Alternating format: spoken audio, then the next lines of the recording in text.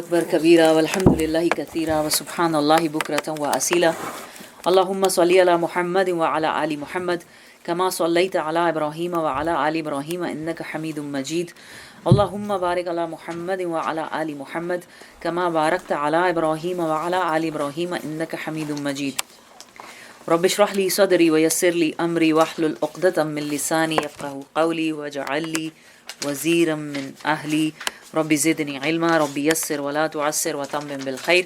السلام علیکم ورحمۃ اللہ وبرکاتہ۔ السلام علیکم ورحمۃ اللہ وبرکاتہ۔ وعلیکم السلام ورحمۃ اللہ وبرکاتہ۔ الحمدللہ الحمدللہ۔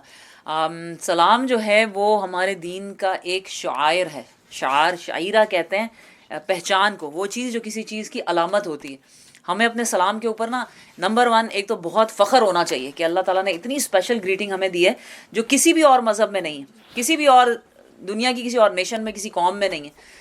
اتنا خوبصورت سلام کا جب پورا مطلب ہوتا ہے نا السلام علیکم، کہ میں پیس بی ود یو، آپ کے اوپر سلامتی ہو، آپ کے اب آپ دنیا مطلب اچھی سے اچھی گریٹنگس کیا ہوتی ہے؟ ایک تو ہیلو ہائے وغیرہ کا تو کوئی مطلب ہی نہیں ہے۔ گڈ مارننگ ہے کہ آپ کی صبح اچھی ہو، ٹھیک ہے؟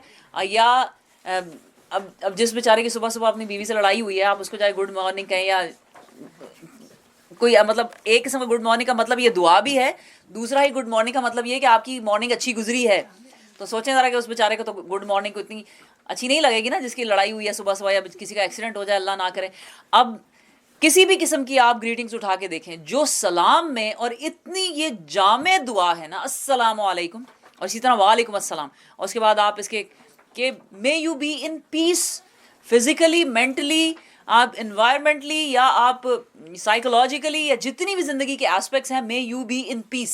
اس کے بعد کیا؟ السلام علیکم ورحمۃ اللہ، اللہ کی رحمتیں، مے مرسی اینڈ بلیسنگز آف اللہ سبحانہ تعالیٰ اپون یو۔ آپ اس کو آگے بڑھاتے جائیں۔ تو ہمیں ایک نمبر 1 اس پہ فخر ہونا چاہیے کہ اللہ نے ہمیں اتنی خوبصورت گریٹنگ دی۔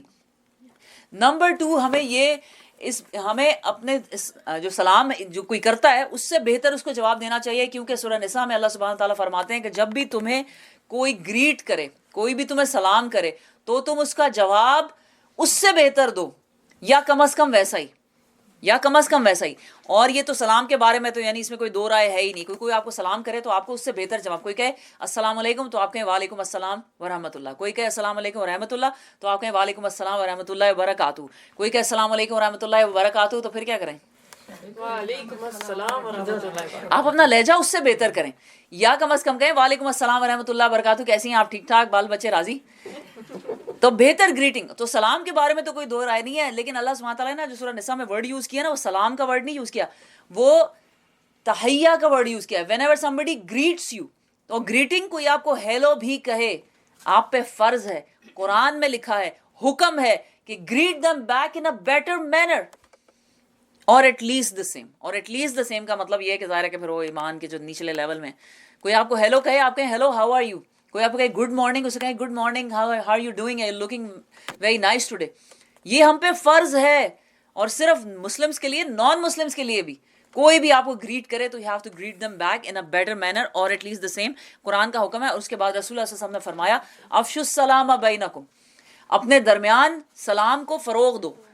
افشوا السلام کا مطلب ہے پھیلاؤ ہر طرف۔ صحابہ کرام کا تو یہ روٹین تھی کہ اگر کہیں سفر پہ جاتے تھے تو 2 لوگ چل رہے ہیں آپس میں، درمیان میں سے اگر درخت آ جاتا تھا تو ایک ادھر سے آتا تھا، ایک ادھر سے، پھر سلام کرتے تھے ایک دوسرے کو۔ اور ایک یہ امپورٹنٹ بات رسول اللہ صلی اللہ علیہ وسلم نے فرمایا کہ کیا میں تمہیں تم تب تک جنت میں نہیں جا سکتے جب ایک دوسرے سے محبت نہ کرنے لگو، اور کیا میں تمہیں ایسی بات نہ بتا دوں جس کے ذریعے سے تم محبت کرنے لگو؟ وہ کیا ہے؟ ایک دوسرے کو سلام کیا کرو۔ ہم اس کو نوٹس نہیں کرتے، لیکن سلام کا ایک سائیکولوجیکل اثر ہے۔ And trust me on that کہ میں جب اس کرسی پہ بیٹھی ہوتی ہوں نا، میں لوگوں کے وعلیکم السلام سے انرجی لیتی ہوں۔ میں actually I take energy from وعلیکم السلام۔ یہ ایک سائیکولوجیکل اثر ہے۔ اسی طرح اگر رسول اللہ صلی اللہ علیہ وسلم نے کہا ہے کہ سلام سے محبت پھیلتی ہے، تو آپ کو اس میں کوئی شک ہے؟ اسی طرح اپنے میاں کو سلام کریں، اپنے بچے کو سلام کریں، اور جس کی محبت آپ کو زیادہ چاہیے، اپنی بہوؤں کی یا اپنی ساسوں کی، انہیں زیادہ زیادہ سلام کریں۔ اٹھتے بیٹھتے وہ کہیں آیا ہے تینوں کی ہویا ہے۔ تو سلام زیادہ سے زیادہ اس کو پھیلانا چاہیے۔ نمبر 2 سلام میں ایک بہت ہی امپورٹنٹ بات وہ یہ ہے کہ سلام کو سمجھ کے کریں، اور ایسا سلام نہ کریں جیسے ہم لوگ کہتے ہیں السلام علیکم، زیادہ تر السلام علیکم، السلام علیکم۔ اکثر میں نے دیکھا ہے۔ آپ کو پتا ہے السلام علیکم کا کیا مطلب ہوتا ہے؟ May death be upon you۔ اور یہ حدیث ہے پوری کہ رسول اللہ صلی اللہ علیہ وسلم سے جوز ملنے کے لیے یہودی ملنے کے لیے آئے تھے اور انہوں نے کہا تھا السلام علیکم. تو ہمیں سلام and we should be very proud. اور ہمارے بچے تو بالکل ہی سلام سے گئے, کیونکہ ہم نے بھی سلام کو کبھی اتنا اون نہیں کیا نا, اون نہیں کیا اور نہ اس پہ فخر محسوس کیا. تو بچے تو بالکل ہی ہیلو ہائی پہ آ گئے ہمیں, ہیلو ہائی. اور یہ تو مجھے تو کوئی کہتا ہے کہ ہیلو تو میں کہتی ہوں وعلیکم ہیلو, تو تھوڑا سا شرمندہ تو ہوتا ہی ہے کہ بھئی ہائے. تو سلام we should own it, we should be proud of it. یہ ہمارا شعیرہ ہے اسلام کا. ایک اتنی آپ سوچیں کہ ہماری ایک بہت بڑی ایک پہچان اس طرح سے بھی ہے کہ جو بھی مسلمانوں کے قریب ہونا چاہتا ہے سب سے پہلے سلام سیکھتا ہے کہ نہیں. مثلاً میرے ہسبینڈ کے دوست ہیں ماشاءاللہ وہ سکھ ہیں, لیکن ان کا سلام جب فون کرتے ہیں نا تو کبھی اسپیکر فون پہ ہو یا گاڑی میں بلوٹوتھ پہ ہو, اتنا اچھا السلام علیکم ورحمۃ اللہ, کیسے ہیں آپ اماد صاحب. یہ سیریسلی یہ کس طرح, اور وہ سکھ ہیں لیکن ان کو پتہ ہے کہ یہ ہمارا طریقہ ہے تو ہم نے یہ کرنا ہے. اور اگر ہم ہی چھوڑ دیں گے تو سوچیں کتنی بری بات ہے, دنیا سیکھ رہی ہے اور ہم اس کو چھوڑتے ہیں. We should be proud of سلام. ٹھیک ہے انشاءاللہ تو کل سے نہیں, جو آپ خود بھی دیکھیں کہ جو نہ سلام کرے نا اچھی طریقے سے تو ایسے فیل ہوتا ہے جیسے اس کے دل میں کوئی ہاں بالکل بالکل ایسا لگتا ہے feeling اس کے آتی ہے. دل میں جو آپ نے یہ کچھ. کہا اور نا سوچیں energy جو ملتی بڑھ ہے. کے سلام, جو آپ کتنے دن سے نہ ملے ہوں, کوئی آپ کے درمیان کوئی چھوٹی موٹی لڑائی بھی ہوئی ہو. ایک تو جو بہت ساری لڑائیوں کی ذمہ دار نا واٹس ایپ بھی ہے. غلط میں آپ نے میرا میسج کے جواب ہی نہیں دیا, وہ آپ نے ریڈ ریسیو پہ چھوڑ دیا, آپ نے میرا میسج نہیں دیکھا, آپ نے یہ تو وہ. آپ جب ملیں اور کسی سے یعنی گرم جوشی سے سلام کر لیں, بس بات ختم ہو جاتی ہے کہ نہیں. ہماری ٹیوزڈے کی کلاس کرتی تھی, شی مینشنڈ اٹ کہ اگر آپ کبھی کسی سے خفا ہوں یا کوئی بات کہنی ہو تو اگر آپ السلام علیکم سے سٹارٹ کریں, باقی پورا جو باقی کا میسج ہوتا ہے اس کی ٹون بدل جاتی ہے. بالکل صحیح, بالکل صحیح, بالکل صحیح ہے. واقعی اس میں ایک جادو, ایک میریکل, ایک اللہ سبحانہ تعالیٰ کی طرف سے رحمت ہے. ہمارے نبی نے کہا ہے محبت بڑھانے کا طریقہ ہے سلام کرنا چاہیے. ٹھیک ہے صحیح ہے انشاءاللہ آپ آگے چل لیں. الحمدللہ چلیں جی شروع کرتے ہیں ہم. اعوذ باللہ من الشیطان الرجیم. اللہ کے نام کو ایسی قسمیں کھانے کے لیے استعمال نہ کرو جن سے مقصود نیکی اور تقوی اور بندگان خدا کی بھلائی کے کاموں سے باز رہنا ہو. یعنی کبھی بھی قسم کھا کر یہ نہ کہو کہ میں کوئی نیکی کا کام, میں یہ کام کبھی نہیں کروں گا. جیسے کہ حضرت جب رسول اللہ صلی اللہ علیہ وسلم کے ساتھ واقعہ افک ہوا تھا حضرت عائشہ کے اوپر, تو حضرت ابو بکر صدیق جو ہیں وہ جو مصطح بن اساسہ ہے اس کو سپورٹ کیا کرتے تھے, وہ ان کا بھتیجا تھا. تو جب یہ واقعہ ہوا اور مصطح بن اساسہ جو ہے وہ اس واقعے میں شامل تھا حضرت عائشہ کے اوپر الزام لگانے والوں کے اندر, تو حضرت ابو بکر صدیق نے قسم کھا کے کہا تھا کہ میں کبھی اب اس کو سپورٹ نہیں کروں گا. تب اس طرح کی آیتیں جو ہے وہ اللہ تعالیٰ نے اتاری ہوئی. قرآن میں ان کی ریپیٹیشن بھی ہے, نیکی کے کام پہ کبھی قسم کھا کے یہ نہ کہو کہ میں نہیں کروں گا, اور اس قسم کا کوئی کفارہ بھی نہیں ہے, وہ قسم توڑ ہی دینی چاہیے. آپ اس کو جسٹ کنٹینیو ڈوئنگ اٹ. کبھی ہوتا ہے نا کہ کبھی آپ کی لڑائی ہو جاتی ہے اور ہم کہتے ہیں میں تو اب آج کے بعد تمہاری شکل تک نہیں دیکھوں گی. یہ قسم نہ کھانی چاہیے, یہ لغو ہے اور گناہ بھی ہے اس کا, لیکن اس پہ عمل کرنا اس سے بھی زیادہ گناہ یہ کہہ کے کہ میں نے تو قسم کھا لی تھی. سمجھ آ گئی. ایسی قسمیں اگر منہ سے نکل بھی جائیں تو ان کو توڑ دینا چاہیے. اور وہ قسمیں لیکن جو آپ نے کہ میں یہ کروں, کوئی کسی بھی قسم کا جیسے آپ نے لیا ہو کہ میں اگر اللہ کی قسم میں فلانے کے پاس جا کے یہ چیز اس سے خریدوں گی, اگر یہ پورا نہ کر سکیں تو اس کا کفارہ ہے, وہ کرنا پڑتا ہے, وہ دینا پڑتا ہے کفارہ. وہ انشاءاللہ ہم پڑھیں گے سورۃ مائدہ میں. اللہ تمہاری ساری باتیں سن رہا ہے اور سب کچھ جانتا ہے. جو بے معنی قسمیں تم بلا ارادہ کھا لیا کرتے ہو ان پر اللہ گرفت نہیں کرتا, مگر جو قسمیں تم سچے دل سے کھاتے ہو ان کی باز پرس وہ ضرور کرے گا. اللہ بہت درگزر کرنے والا اور بردبار ہے. جو لوگ اپنی عورتوں سے تعلق نہ رکھنے کی قسم کھا بیٹھتے ہیں ان کے لیے 4 مہینے کی مہلت ہے. یہ عربوں میں عجیب و غریب بہت ہی فضول قسم کی رسمیں تھیں کہ وہ اپنی بیویوں سے جب بھی لڑائی ان کی ہوتی تھی تو اپنی بیویوں کو تنگ کرنے کے لیے قسم کھا لیتے تھے کہ اب میرا تم سے کوئی تعلق نہیں ہے. تو اس کے اوپر اللہ تعالیٰ کہہ رہے ہیں کہ اگر تم نے اب یہ کام کیا تو 4 مہینے کے بعد آٹومیٹکلی تمہاری طلاق ہو جائے گی. اس کو ایلا کہتے ہیں بیسکلی, اور یہ کرنا جو ہے یہ پسندیدہ نہیں ہے, اور ان میں یہ بہت زیادہ پریولنٹ تھا. اس پہ ایک واقعہ بڑا مشہور ہے کہ حضرت خلیفہ ہارون رشید کا زمانہ تھا, اس میں ہی حضرت امام ابو حنیفہ بھی تھے. خلیفہ ہارون رشید نے ہی اپنی بیوی سے کہا, ان کی ون آف ہز وائفز, انہوں نے کہا کہ جو بھی یہ کہا کہ اگر تم میری سلطنت میں سے نہ نکلی تو تمہیں طلاق ہے. شام تک تم میری سلطنت میں سے نہ نکلی نا, یعنی جو میری جس کا میں بادشاہ یا خلیفہ ہوں اس میں سے نہ نکلی تو تمہیں طلاق ہوگی. لڑائی ہوئی تو اس نے کہہ دیا. اب جناب اس کو فکر پڑ گئی کہ یہ کیا مطلب شام تک نکل نہیں سکتی, کوئی سلطنت اتنی بڑی تھی کہ آپ کو یہ تو نہیں تھا کہ جہاز میں ہیلی کاپٹر میں بیٹھ کے اڑ گئے یا کچھ کر لیا تو نکل گئے. اب اس کو ہوا کہ طلاق ہو جائے گی کیونکہ سلطنت سے نکلنے کا کوئی چانس ہی نہیں تھا.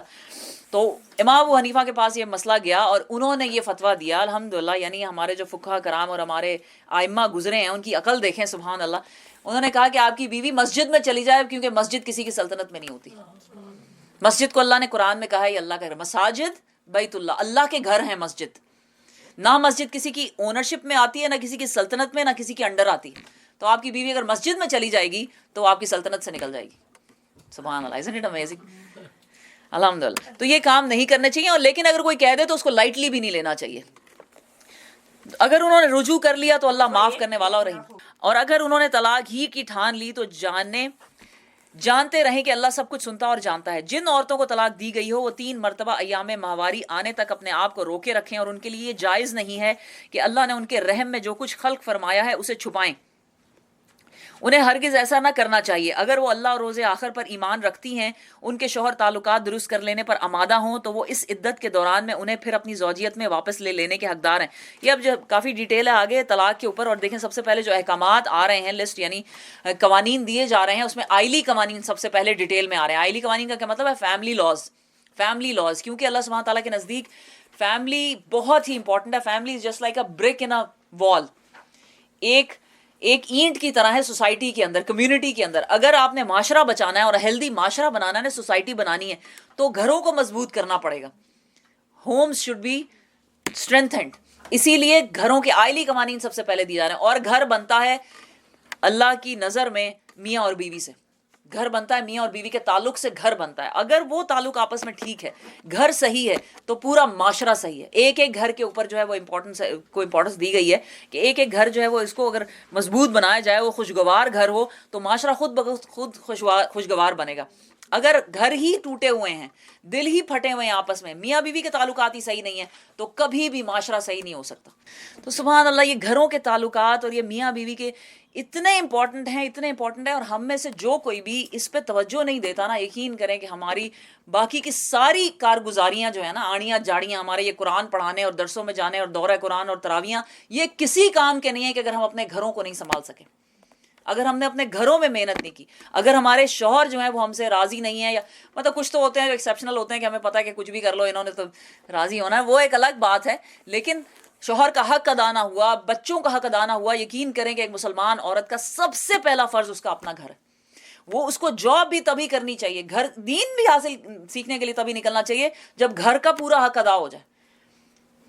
اور میں حیران ہوتی ہوں ان عورتوں کے اوپر جو کہتی ہیں کہ گھروں میں ہمارا دل نہیں لگتا, یا یہ کہ ہماری گھر میں ہم کیا کریں, ہم بور ہوتے ہیں.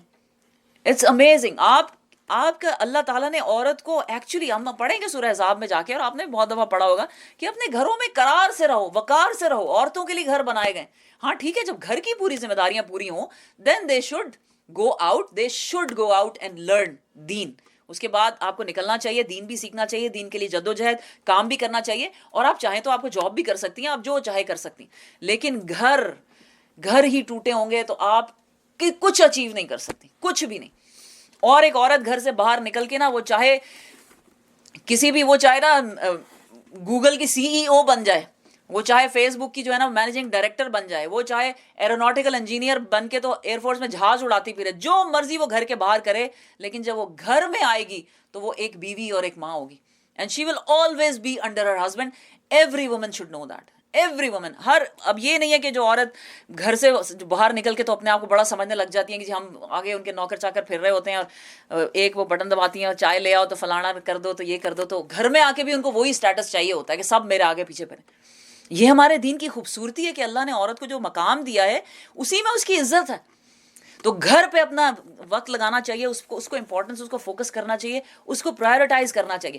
اور اگر نہ بن سکے پھر بھی, اور یہ دعا سکھائی ہے ربنا ہب لنا من ازواجنا, یہ جادو کی دعا ہے. جادو ایک اچھا ورڈ نہیں ہے, لیکن میں اس کو بڑی پازیٹیو سینس میں یوز کرتی ہوں. جادو ہر اس چیز کو کہتے ہیں کہ جس کی ایکسپلینیشن نہ ملے کہ یہ کیسے ہو گیا.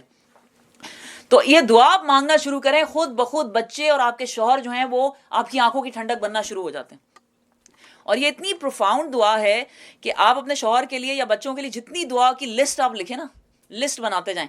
مثلا یہ کہ اللہ تعالیٰ میرے ہسبینڈ کو حلال رزق عطا کر, اس کو لمبی زندگی دے, اس کو صحت دے, اور اس کے دل میں میرے لیے محبت ڈال دے, اسے اچھا باپ بنا دے اسے. یہ جتنی لمبی دعا آپ مانگتے جائیں گے, اللہ سبحانہ تعالیٰ نے قرآن کی اس صورت میں, یہ جو سورہ فرقان کی دعا ہے, اللہ تعالیٰ نے پروفاؤنڈ طریقے سے کہہ دیا کہ اسے میری آنکھوں کی ٹھنڈک بنا دے. لمبی لسٹ دینے کی ضرورت ہی نہیں. جب آپ کے شوہر آپ کی آنکھوں کی ٹھنڈک ہوں گے تو آپ سوچیں ذرا کہ وہ مطلب اس کے اندر ہر چیز آ جائے گی. لیکن ہمارے شوہر آنکھوں کی ٹھنڈک ہے کہ نہیں ہے, یا ہم ان کی آنکھوں کی ٹھنڈک ہے کہ نہیں, یہ مزے کی بات ہے کہ ایسا گھر ایسا ہونا چاہیے کہ جس کے اندر اتنا سکون اور محبت اور پیار ہو کہ ایسے لگے کہ باہر طوفان بھی آیا ہو نا, کبھی ہوتا نا شدید طوفان اور بجلی کڑک رہی ہے اور آپ گھر کے اندر آ جائیں تو آپ کو سکون مل جائے. گھر ایسے ہونے چاہیے. کتنا ہی ہم لوگوں میں سے کتنوں کے شوہر ایسے ہیں کہ جو گھر آنے سے بیچارے گھبراتے ہیں کہ گھر جاؤں گا تو پتہ نہیں بیوی نے آج کی کیا شکایتیں ہیں اور آج کی کیا کمپلینٹس ہیں اور آج کی کیا فرمائشیں ہیں.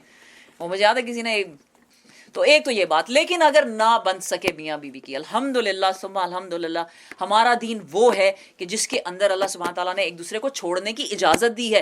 اور نہ بن سکے اور جہاں پہ آپ کے بچے سفر ہو رہے ہوں اور آپ کے یعنی آپ کی جنت اور آپ کی آخرت اور آپ کی زندگی سفر ہو رہی ہو, وہاں پہ ریکمینڈڈ ہے.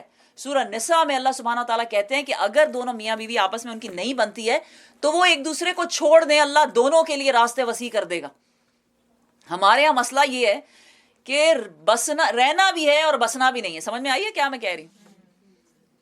اب یہ اتنا بڑا مسئلہ ہے کہ وہ شوہر چاہے آپ کو یعنی جو مرضی آپ کے ساتھ, فزیکل ابیوز ہے, سائیکولوجیکل ابیوز ہے, اور جو آج کل سب سے بڑا ابیوز ہے وہ پتہ کون سا ہے؟ Religious abuse. ریلیجس ابیوز ہے. لیکن وہ عورتیں کہتی جی ہم چھوڑ ہی نہیں سکتے. اچھا جی کیوں نہیں چھوڑ سکتے؟ کہ میرے خاندان والے کیا کہیں گے, میرے ماں باپ کیا کہیں گے, اس کے بعد میں جاؤں گی کہاں. اللہ سبحانہ تعالیٰ پہ بھروسہ رکھنا چاہیے. آپ کے خیال سے ہمیں ہمارے شوہر پال رہے ہیں؟ ہمیں ہمارا رب پالتا ہے. اور اگر ایک شوہر کا گھر چھوٹے گا اللہ دوسرا دے دے گا, نہیں تو اللہ ہمارا کوئی اور انتظام کر دے گا.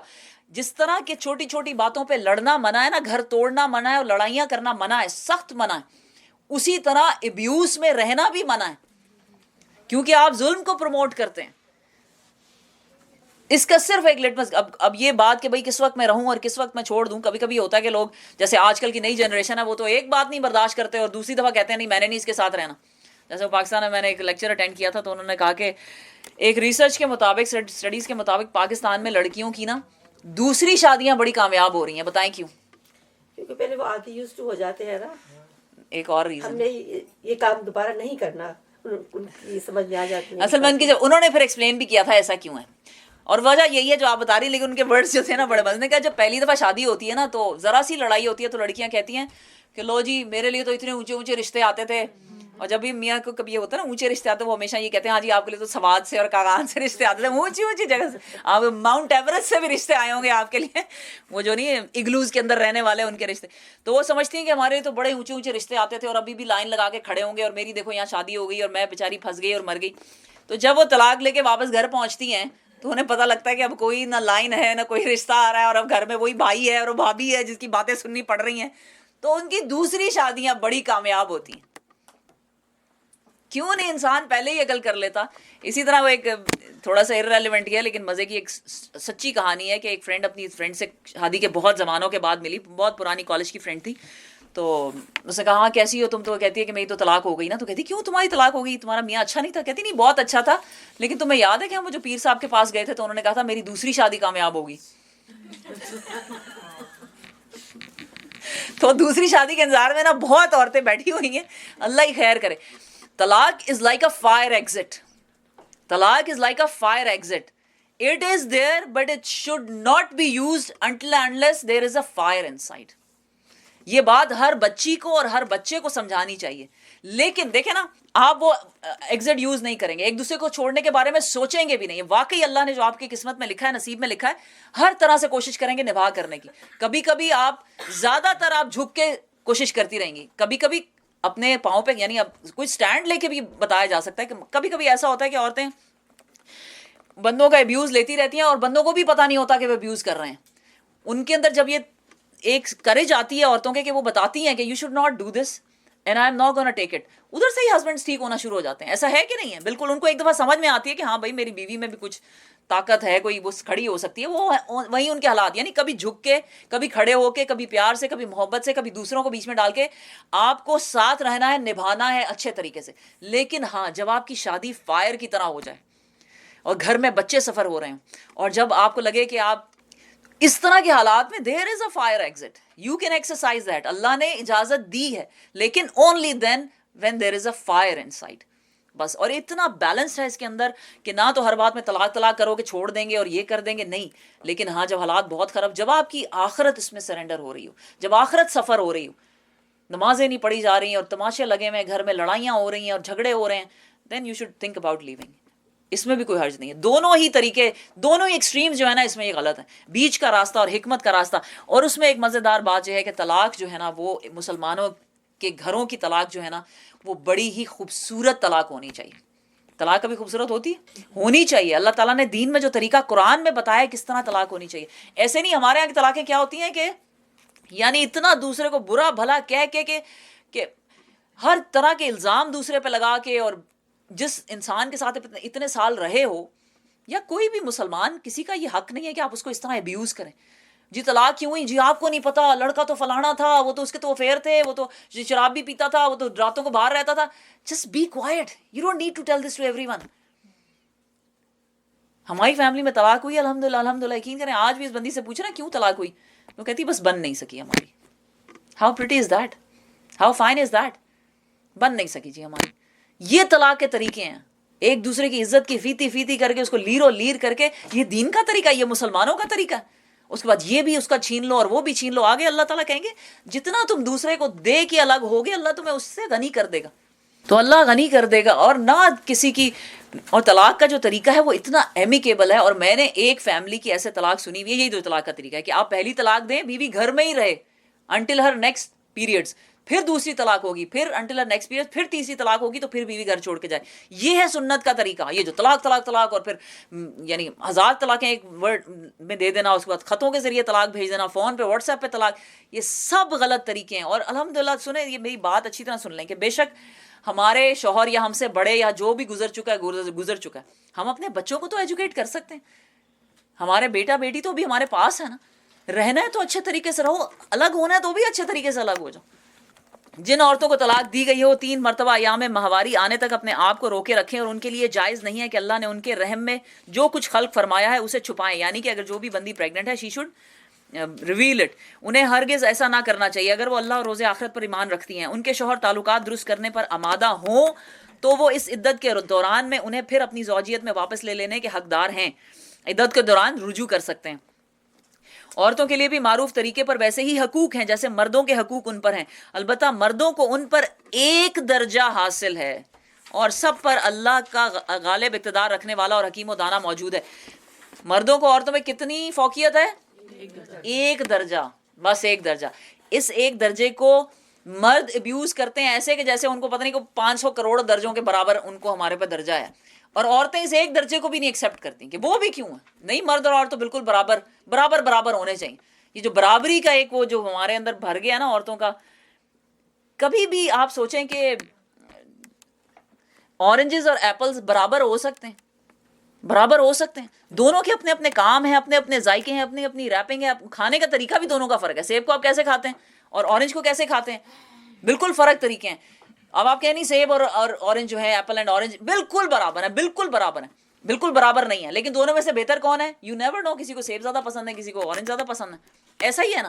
بالکل عورتوں اور مردوں کا یہ کہنا کہ ہم برابر ہیں, اور عورتوں کی یہ کتنی جاہلانہ خواہش ہے کہ ہم, یعنی ان کا سٹینڈرڈ کیا ہے اٹھنے کا کہ ہم مردوں کے جیسے ہو جائیں, مردوں کے برابر ہو جائیں. یہ ہمارا سٹینڈرڈ ہے. جیسے وہ میری ٹیچر ہمیشہ کہا کرتی تھی کہ مردوں کے برابر بننے کی, یعنی ان کے جیسے بننے کی خواہش میں وہ ایسے کر کے سگریٹ بھی پی رہی ہوتی ہیں کہ ہاں جی ہم مردوں کے برابر ہو گئی ہیں, اور وہ پھر ان کو کہتی ہیں کہ ہم بھی شارٹس پہن کر گھومیں گے اور ہمیں بھی ہر وہ چیز کرنے کی پرمیشن ہونی چاہیے جو مردوں کو پرمیشن ہے, ہر چیز ہم وہی کریں گے. بھئی آپ کا کوئی اپنا سٹینڈرڈ کوئی اپنا ہونا چاہیے کہ مرد آپ کا سٹینڈرڈ ہے.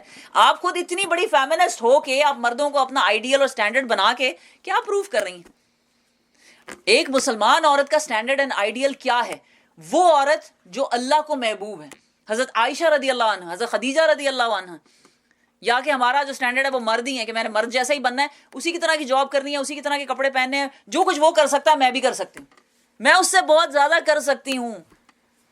یہ عورتوں میں جو فیمنزم کی ایک نئی ہوا چلی ہے نا, یقین کریں اس نے عورت کو اپنے مقام سے اتنا گرا دیا ہے کہ it's really sad and unfortunate. عورت کی عزت اپنی ہے, اس کا وقار اپنا الگ ہے. جو عورت کر سکتی ہے مرد نہیں کر سکتا. اور آگے ہم پڑھیں گے سورہ آل عمران میں کہ جب حضرت مریم کی ماں کے گھر بیٹی پیدا ہوئی تو وہ کہتی ہیں کہ اے اللہ میرے گھر تو بیٹی پیدا ہوئی ہے. تو اللہ تعالیٰ کہتے ہیں اللہ جانتا ہے تمہارے گھر کیا پیدا ہوا ہے, اور لڑکا وہ نہیں کر سکتا جو لڑکی کر سکتی. اتنا بڑا انعام اور درجہ اور عزت اللہ نے دیا ہے، لیکن ہمارے لیے کوئی درجہ نہیں ہے.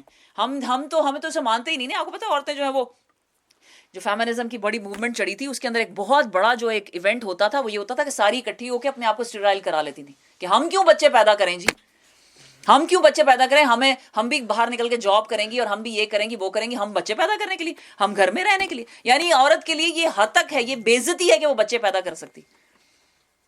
اب مولانا مودودی کا اتنا اچھا وہ ایک مجھے جملہ ان کا لگتا ہے، کہتے ہیں کہ ہم مانتے ہیں کہ عورت ہر کچھ سب کچھ کر سکتی ہے دنیا میں، ہم مانتے ہیں کہ عورت سب کچھ دنیا میں کر سکتی ہے، لیکن کیا وہ گھر بھی چلا سکتی ہے، یا بس ایک کام وہ یہ نہیں کر سکتی. ہاؤ فنی از دیٹ نا. میں جہاز بھی اڑا سکتی ہوں اور میں جنگیں بھی لڑ سکتی ہوں اور میں باڈی بلڈنگ بھی کر سکتی ہوں اور میں کراٹے بھی کھیل سکتی ہوں، میں سب کچھ کر سکتی ہوں. بھئی آپ گھر بھی سنبھال سکتی ہیں، دیٹ از آلسو اے چور نا، that is also a work. نہیں یہ میں نہیں کر سکتی. ہاؤ فنی از دیٹ. اچھا کبھی کسی مرد بیچارے نے یہ نہیں شکایت کی کہ میں کیوں نہیں بچہ پیدا کر سکتا، اللہ نے میرے ساتھ بڑی زیادتی کی. ہم نے اس چیز کو اتنا معمولی بنا دیا. Rather than taking it as a pride, we have made it like You are so correct, so correct Aneela, کہ ہم نے واقعی عورت ہونے کو اتنا ذلیل کر دیا، اتنا چھوٹا کہ کوئی مرد اب بننا ہی نہیں چاہتا. ہم نے مردوں کو اتنا اونچا بنا دیا کہ ہر عورت سمجھتی ہے کہ ہم مرد بننا ہی کوئی کامیابی ہے. اللہ نے بنایا، اللہ کے نزدیک دونوں بالکل برابر ہیں، بالکل برابر ہیں. اللہ کے لیے دونوں ہیومن بینگز ہیں. ہاں لیکن جب دنیا میں آتے ہیں تو دونوں کا درجہ بھی فرق ہے، اور دونوں کے لیول اور دونوں کے اختیارات، دونوں کی فضیلتیں. اب یہ جو حدیث ہے کہ جس کے مطابق ماں کو 3 درجے باپ پر فضیلت حاصل ہے، 3 درجے. آج تک کسی باپ نے کہا ہے کہ یہ بڑی زیادتی ہے؟ کسی نے بھی نہیں کہا. Because they understand, they accept it. عورتیں بیچاریاں کیوں جی مردوں کو ایک فضیلت، جب وہ بیوی بنتی ہیں تو ایک درجہ کیوں ہے؟ نہیں ہم تو بالکل برابر ہیں. علامہ اقبال نے کہا تھا نا، یہ ایک سجدہ جسے تو گراں سمجھتا. اور میں اسے کہتی ہوں ایک سجدہ جسے تو گراں سمجھتی ہے، اپنے شوہر کے آگے جھک جانا عورت کی عزت ہے.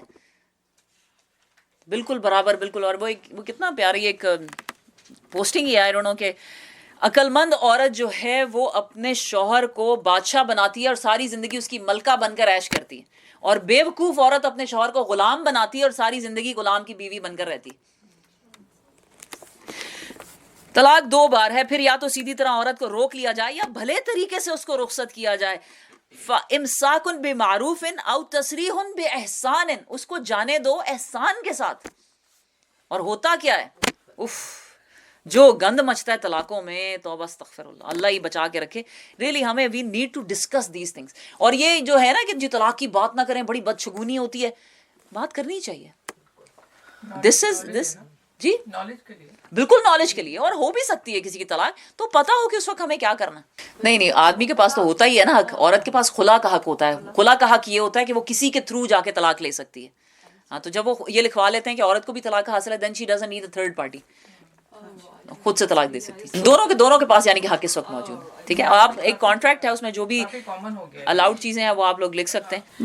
ویسے آپ کو معلوم ہے نا کہ خلا کا حق تو عورت کے پاس ہے ہی، وہ اسے کوئی لے نہیں سکتا. وہ طلاق لینا چاہے تو وہ جا کے کسی بھی ریزن پہ طلاق لے سکتی ہے. اور رخصت کرتے ہوئے ایسا کرنا تمہارے لیے جائز نہیں ہے کہ جو کچھ تم انہیں دے چکے ہو اس میں سے کچھ بھی واپس لو. البتہ یہ صورت مستثنا ہے کہ زوجین کو اللہ کے حدود پر قائم نہ رہ سکنے کا اندیشہ ہو. ایسی صورت میں اگر تمہیں یہ خوف ہو کہ وہ دونوں حدود الہی پر قائم نہ رہیں گے تو ان دونوں کے درمیان یہ معاملہ ہو جانے میں مذائقہ نہیں کہ عورت اپنے شوہر کو کچھ معاوضہ دے کر علیحدگی حاصل کر لے. یہ اللہ کی مقرر کردہ حدود ہیں، ان سے تجاوز نہ کرو، اور جو لوگ حدود الہی سے تجاوز کریں وہی ظالم ہیں.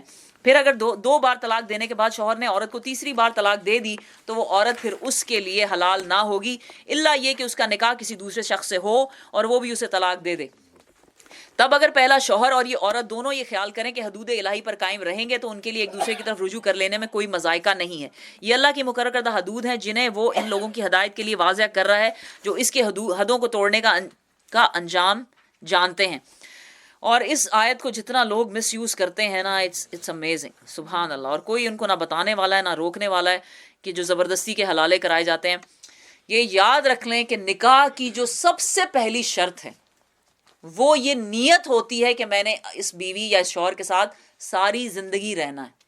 کسی بھی اور نیت سے نکاح ہوگا تو نکاح جائز نہیں ہے، وہ نکاح ہوتا ہی نہیں. تو یہ سوچ کر کہ ہم یعنی کچھ عرصے کے بعد طلاق لے کے تو پرانے شوہر سے کیونکہ شادی کر رہی ہیں، وہ نکاح ہوتا ہی نہیں ہے. اور اس کے اوپر تو ایسے یعنی اور لوگ پوچھتے ہیں کہ جی وہ فلانے مولوی صاحب اور فلانے یہ وہ سب غلط ہیں، یقین کریں وہ سب غلط ہیں. اس کے اوپر ایسی سخت حدیثیں ہیں، رسول اللہ صلی اللہ علیہ وسلم نے اتنی وعیدیں سنائی ہوئی ہیں کہ جو پروفیشنلی یہ کام کرتے ہیں یا حلالہ کی غرض سے نکاح کرتے ہیں ان سب پہ اللہ کی لعنت. اس آیت کو مس یوز. اصل میں یہ بات ہے کہ دیکھیں، ایک دفعہ طلاق دی، رجوع کیا، دوسری دفعہ طلاق دی، رجوع کیا، تیسری دفعہ طلاق دی، پھر رجوع نہیں کر سکتے، آپ کی طلاق ہوئی. آپ نے مذاق بنا لیا نا، مذاق بنا لیے. تو اب اللہ تعالیٰ کہتے ہیں کہ آپ ہمیشہ کے لیے تم لوگ الگ ہو گئے.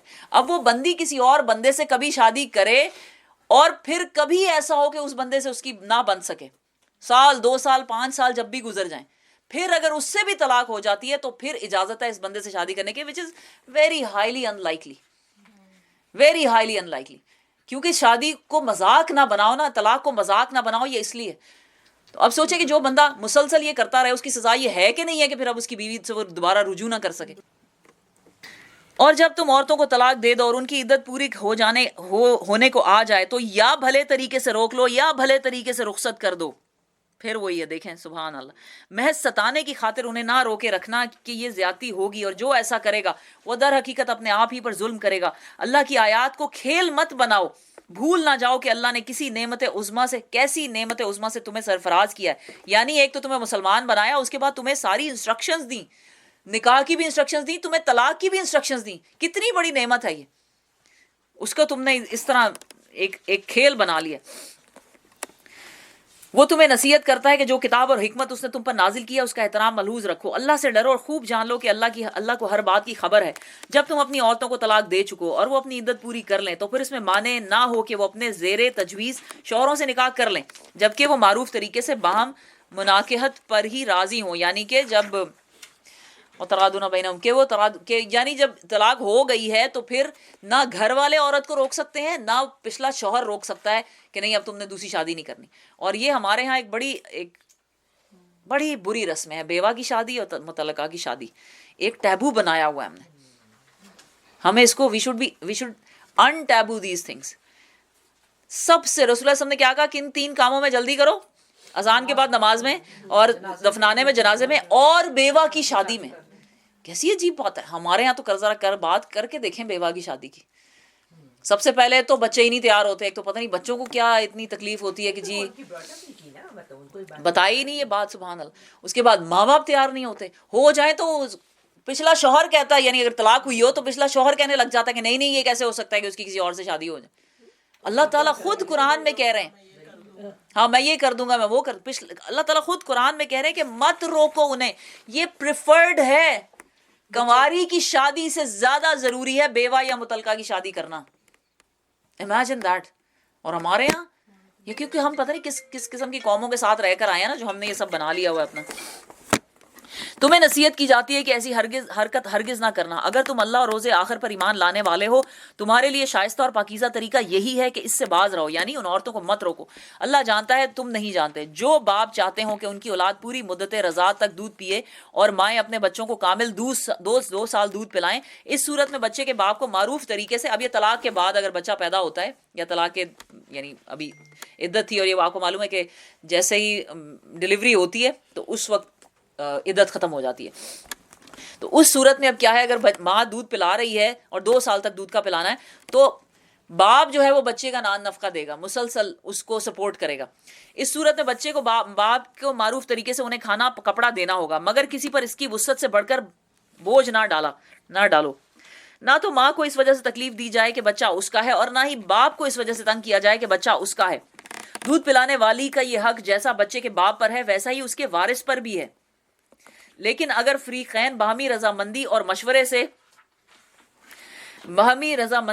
سے دودھ چھڑانا چاہیں تو ایسا کرنے میں کوئی مذائقہ نہیں. یہ جو وارث ہے نا، یعنی باپ اگر مر جائے تو جو عورت کے ورثہ ہوں گے، اس کا باپ ہے، اس کا بھائی عورت کا، یا پھر اگر جیسے کہ عدت ختم ہوگی اور وہ دوسری شادی کر لیتی ہے تو وہ بھی بچے کا وارث ہوگا. یہ سب کے سب وارث ہیں، ان پہ اس بچے کا حق ہوگا.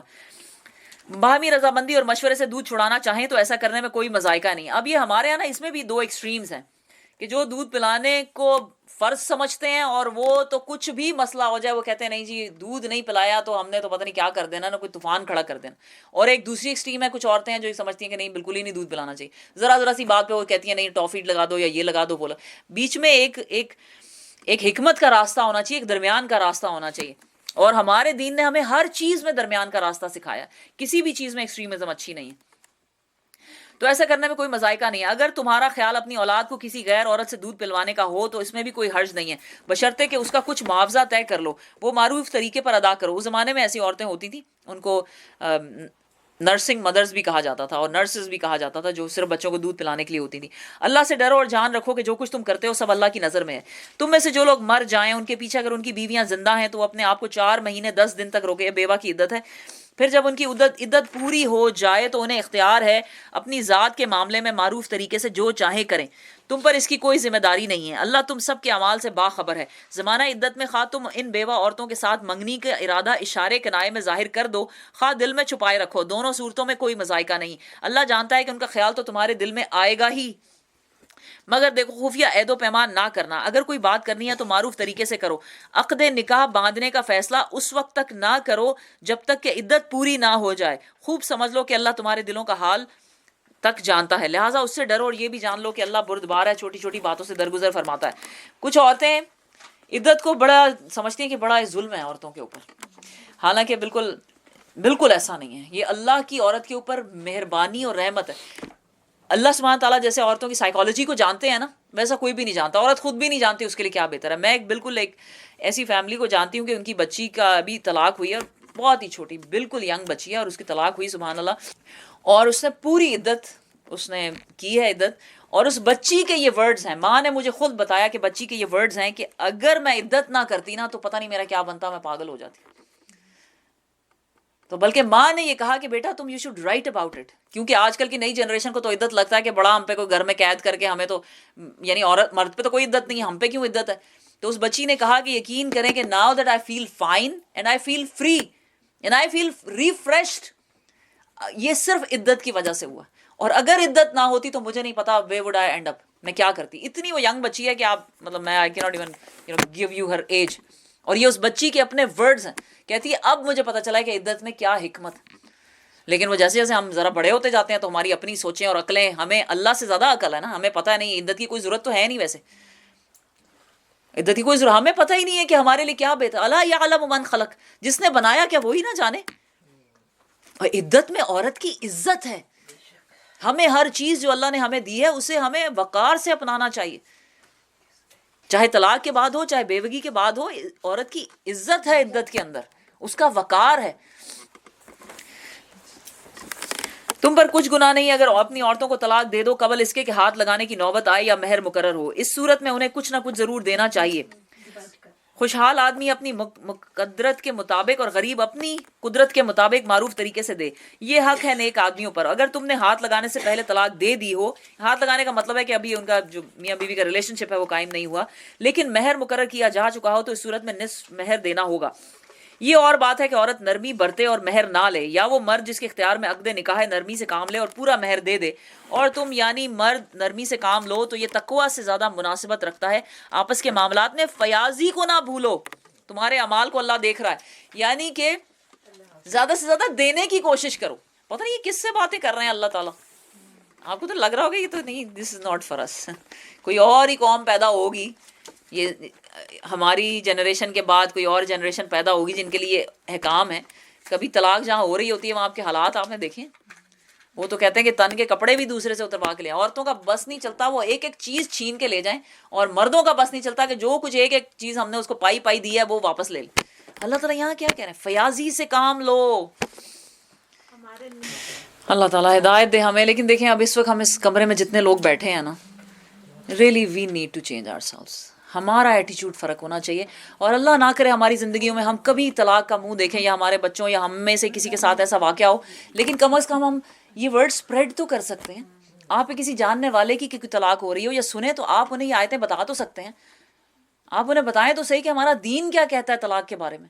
یہ کوئی جانوروں کی طلاق نہیں ہو رہی ہے، کوئی جنگلی جانور ہے کہ وحشی ہیں، یہ حشر کرتے ہیں طلاق کے بعد. دیر از اے ریزن. مطلب کبھی جب میں شروع میں کبھی قرآن پڑھے نا انسان کہتا ہے اللہ تعالیٰ یہ طلاق کے بارے میں اتنی ڈیٹیل کیوں، ہم کیوں اس کی اتنی ڈیٹیل پڑھیں؟ جا کے مولوی صاحب سے پوچھیں طلاق لیں. یہ اس لیے ہے کہ یہ واقعی ہم اس طرح کی طلاقیں دیتے ہیں کہ انسان انسانیت سے گر جاتا ہے. تو ظلم کرتے وقت جب ہم عقل سے کام لیں گے تو پھر ہم ظلم نہیں کریں گے نا. بالکل بالکل. انسان اگر یہ سوچ لے نا کہ do unto others what you want others do to you, اپنے بھائی کے لیے وہی پسند کرو جو تم اپنے لیے پسند کرتے ہو. تم میں سے کوئی مومن ہو ہی نہیں سکتا. لا یؤمن احدکم حتی احب اکون لا یؤمن احدکم حتی یحب الیہ من اخیہ ویحب من نفسہ. جو اپنے نفس کے لیے پسند کرتے ہو وہی اپنے بھائی کے لیے پسند کرو, تب تک تم مومن ہی نہیں ہو سکتے. پتہ نہیں کس طرح ریئلی آنیسٹلی, اور پھر بھی ہم اپنے آپ کو مسلمان کہتے ہیں. اور تم پر کچھ گناہ نہیں کہ اگر اپنی عورتوں کو طلاق دو قبل, یہ تو ہم نے پڑھ لیا الحمدللہ. اور مہر کا کیا ہے, آپ یہ دیکھیں کہ مہر ایک تحفہ ہے, ایک محبت کا تحفہ ہے. اب آپ اس کو واپس لینے کا کیا تک ہے, یا نہ دینے کا اور روک لینے کا کیا تک. مہر عورت کا حق ہے, یہاں تک کہ اللہ تعالیٰ نے لکھا ہے کہ ایون اگر ہاتھ بھی نہیں لگایا تو بھی مہر دے دو بھلے طریقے سے, فیاضی کا. اور یہاں پہ مرد کو زیادہ کہا گیا کہ دل کھلا کرو, اور مرد کا دل کھلا ہو بھی تو بھی وہ بہنیں اور مائیں مل کے جو ہے نا,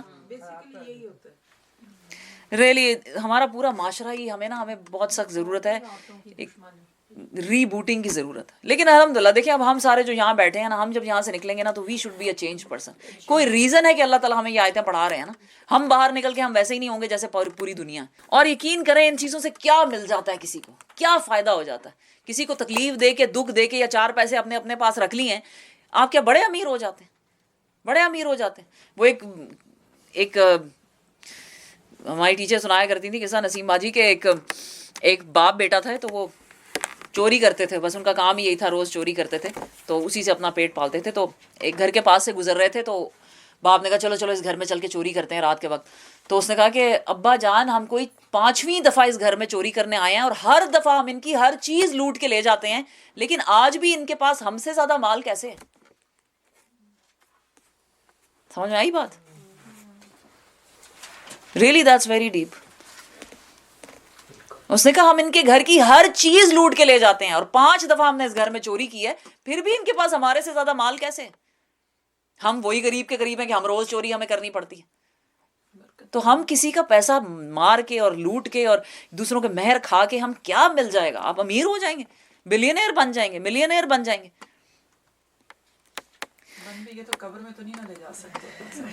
انیلا بن بھی نہیں سکتے آنیسٹلی. ہاں ایگزیکٹلی, قبر میں, ہاں بالکل. آپس کے معاملات میں فیاضی کو نہ بھولو.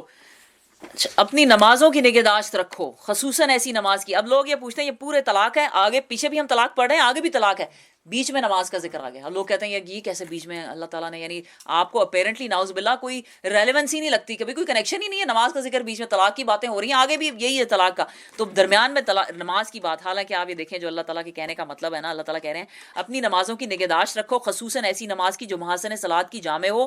اللہ کے آگے اس طرح کھڑے ہو جیسے فرما بردار غلام کھڑے ہوتے ہیں. بدامنی کی حالت ہو تو خواہ پیدل ہو خواہ سوار ہو, جس طرح ممکن ہو نماز پڑھو, اور جب امن میسر آ جائے تو اللہ کو اس طریقے سے یاد کرو جو اس نے تمہیں سکھایا ہے, جس سے پہلے تم نا واقف تھے. اب آگے بھی وہی ہے, تم میں سے جو لوگ وفات پائیں اور بیویاں چھوڑ جائیں, درمیان میں جو ایک ٹکڑا ہے, یہی ساری چیزوں کا سلوشن ہے. جو انسان نماز ویسے پڑھتا ہے نا جیسے نماز پڑھنے کا حق ہے, وہ ان ساری چیزوں سے بری ہو جاتا ہے. کسی پہ ظلم کرنے سے, کسی کا حق مہر کھانے سے, کسی کو تنگ کرنے سے, کسی کو, یعنی وہ اللہ سے ڈرتا ہے نا, اس کا کنیکشن اللہ سے لگا ہوا ہے. لیکن اس کے لیے ضروری کیا ہے, جو انہوں نے لکھا ہوا ہے, ایسی نماز جو نماز کی حفاظت کرنے والی ہو, جو نماز کو قائم کرنے والی ہو. نماز برائے نماز نہ ہو, صرف سجدے کیے اور ٹکرے ماری نماز میں, اور جناب کہا دی ہم تو 5 وقت کے نمازی ہیں. ایسے 5 وقت کے نمازی بھی ہم نے دیکھے سبحان اللہ کے, کیا ان کے نماز سے ہٹتے نہیں ہیں, اور پھر وہ ان کے اوپر وہی سارا یعنی جہالت چھا جاتی ہے ان کے اوپر. نماز ویسے پڑھو جیسے نماز پڑھنے کا حق ہے. جو انسان 5 وقت, آپ سوچیں ذرا, جو انسان 5 وقت خوب دل لگا کے وضو کرے, اللہ سے ڈرتا ہوا جہنماز پہ کھڑا ہو, اور وہ سب باتیں جو وہ اللہ سے کہہ رہا ہے, ایاک نعبد و ایاک نستعین, اہدنا الصراط المستقیم, یا کہہ رہا ہے کہ کیا الرحمن الرحیم مالک یوم الدین, وہ کسی کے اوپر بھی ظلم کر سکتا ہے؟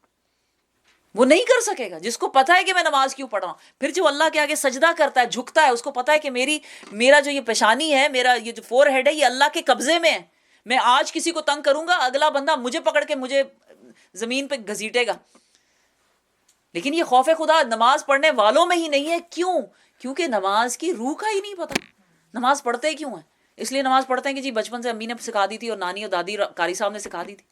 اگر نماز کو سوچ سمجھ کے اور اس کے پورے جو فرائض ہیں اس کے ساتھ ادا کی جائے تو انسان بدل جاتا ہے. اللہ تعالیٰ کہتے ہیں کہ یہ نماز ہے جو تمہیں فحاشی اور برے کاموں سے روکتی ہے. اور اگر نہیں روک رہی ہماری نماز ہمیں ان چیزوں سے تو کس نماز کا قصور ہے؟ ہمارا قصور ہے. تو یہ ہے بیچ میں سوچے نا ذرا کہ نماز گھر میں نماز قائم ہو, میاں بھی نماز پڑھتا ہو, بیوی بھی اس کے ساتھ نماز پڑھتی ہو. نماز یہ ایک ایسی چیز ہے لیٹ سے دونوں اکٹھے نماز پڑھتے ہوں. نماز سے ایک دوسرے کے ساتھ محبت پیدا ہوتی ہے. ہمیں بھی کوشش کرنی چاہیے کہ گھر میں نا باجماعت نماز کا انتظام کبھی کبھی کرنا چاہیے, اور پوری فیملی کو, عورتوں کو, بیویوں کو, بہنوں کو, ماؤں کو بھی ساتھ کھڑے ہو کے نماز پڑھنی چاہیے. ساتھ کا مطلب ہے پیچھے کھڑے ہو کے. اس سے ایک فیملی کے اندر کنیکشن پیدا ہوتا ہے, محبتیں پیدا ہوتی ہیں. یہ سب جس گھر میں ہوتا ہو اس گھر میں بڑا ہی مشکل ہے کہ اس قسم کے حالات پیدا ہوں کہ ایسے جانوروں کی طرح ایک دوسرے کو طلاقیں دی جائیں. اور پھر اللہ تعالیٰ کہہ رہے ہیں کہ نماز تم پر فرض ہے, چاہے بدابنی کی حالت ہو, تم سوار میں ہو یا تم گاڑی میں ہو یا تم پیدل چل رہے ہو یا دوڑ کے جا رہے ہو. نماز فرض ہے ہر حالت میں جب تک انسان کی آخری سانس بھی نہ آ جائے. آپ کو پیرالسس بھی ہو گیا ہو, آپ کو انہوں نے کومے میں چلے گئے ہوں اور آپ کو ذرا سی بھی ہوش رہ گئی ہو, تو نماز آپ پر فرض ہے 5 وقت کی, اس کی کوئی چھوٹ نہیں ہے. اور ہمارے ہاں یہ جو بڑا ہی یہ ایک سیڈ بات ہے, کیونکہ میرے سامنے تو کافی میں نے یہ چیزیں دیکھی ہیں کہ 5 وقت کی نماز پڑھنے والی خواتین جو ہے نا, وہ جب بیمار ہو جاتی ہیں نا, بستر پہ پڑ جاتی ہیں, نمازیں چھوڑ دیتی ہیں. بھلا کیوں چھوڑتی ہیں؟ نہیں, مجھے لگتا ہے میں پاک ہی نہیں ہوں اور میں وضو کرنے سے ہی ڈاکٹر نے منع کر دیا. اگر آپ پاک نہیں ہیں, آپ وضو نہیں کر سکتی, تو کیسے نماز پڑھنی چاہیے؟ تیمم کر کے. نماز نہیں چھوڑ سکتے آپ. لوگ کیا کرتے ہیں جی, جہاز میں پاکستان جانا ہے یا پاکستان سے آنا ہے یا کہیں اور جانا ہے تو جی ساری نمازیں اکٹھی ایک ہی جگہ جا کے پڑھ لیں گے. Not allowed.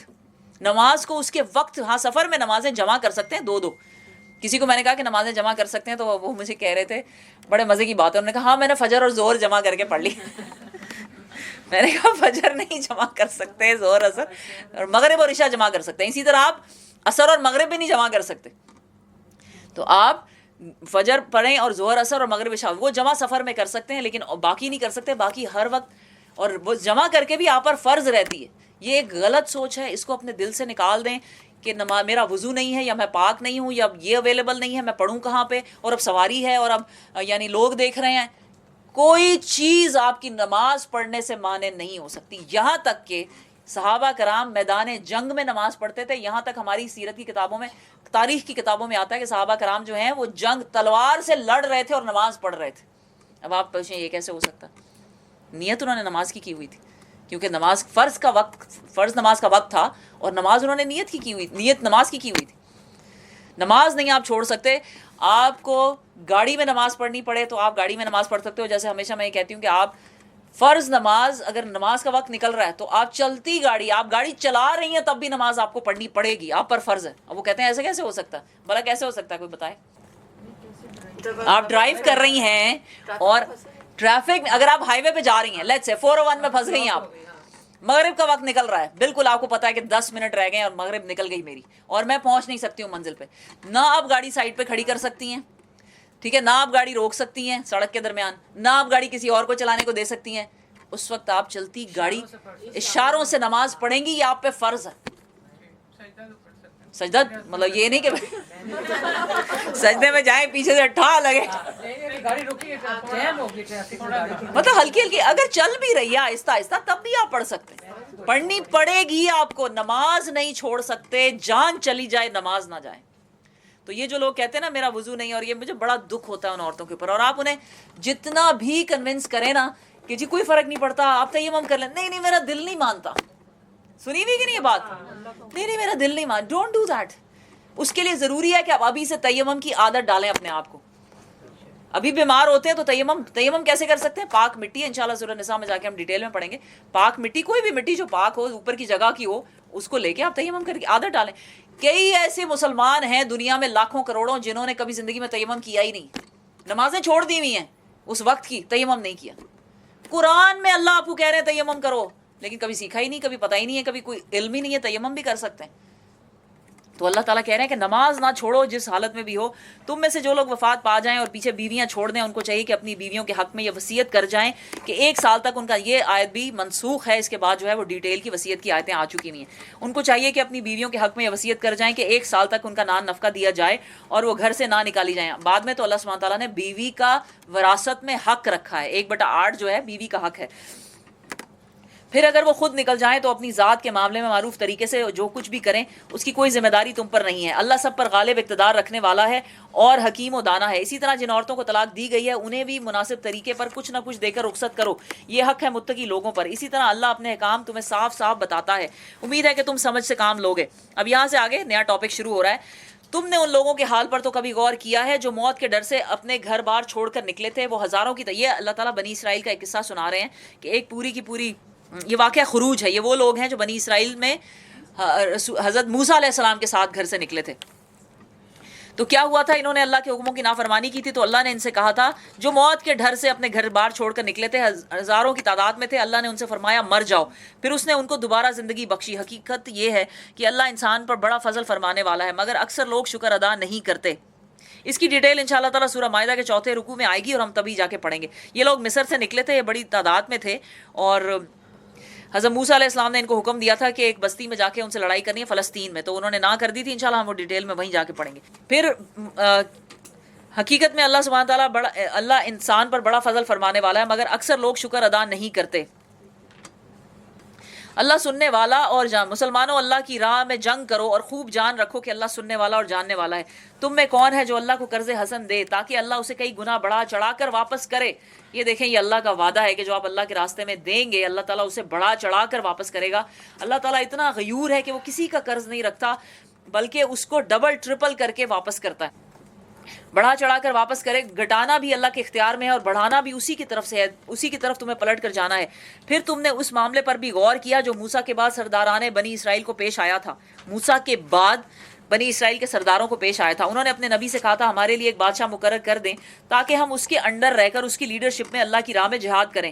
نبی نے پوچھا کہیں ایسا تو نہ ہوگا کہ تم کو لڑائی کا حکم دیا جائے اور پھر تم نہ لڑو گے؟ تو وہ کہنے لگے بھلا یہ کیسے ہوتا ہے کہ ہم خدا کی راہ میں نہ لڑیں جبکہ ہمیں ہمارے گھروں سے نکال دیا گیا ہے اور ہمارے بال بچے ہم سے جدا کر دیے گئے ہیں. مگر جب ان کو حکم دیا گیا جنگ کا تو ایک قلیل تعداد کے، یعنی بہت تھوڑوں کے علاوہ سب کے سب مڑ گئے، پھر گئے، جنگ سے بھاگ گئے. اور اللہ ان میں سے ایک ایک ظالم کو جانتا ہے.